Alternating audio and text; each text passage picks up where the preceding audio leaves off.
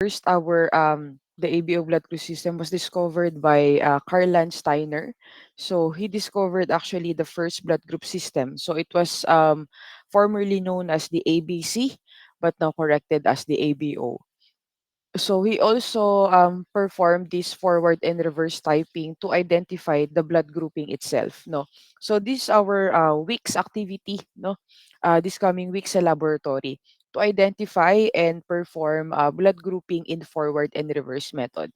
When we say forward grouping or front type, or also known as direct, we are usually identifying no the blood groupings of the RBC of our patient. Kaya po siya tinawag na direct, forward, ganyan, or front type, because we are using the RBC samples. No, the RBCs contains antigens no that will react to the presence of antibodies present sa ating mga anti-sera.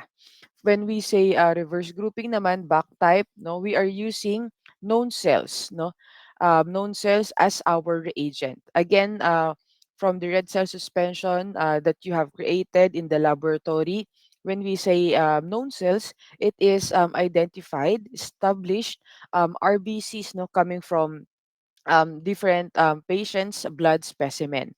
And the sample that we are trying to use here is, instead of RBC, we are trying to use serum. But then again, the difference, no, bakit serum ang ginagamit natin instead of plasma?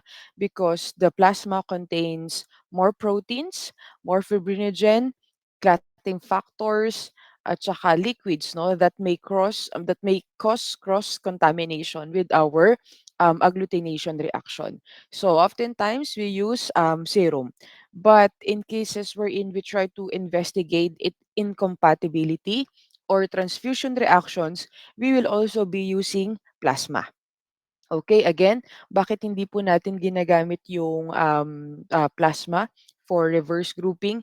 Because it contains more proteins, fibrinogens, clotting factors, na ito po yung nagpapabigat no sa density ng ating plasma, and therefore could also cause no false agglutination reaction because of the high concentration of proteins in plasma.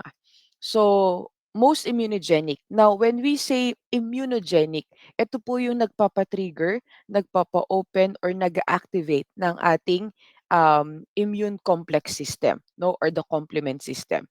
So, are you done with the complements, complement discussion sa IS?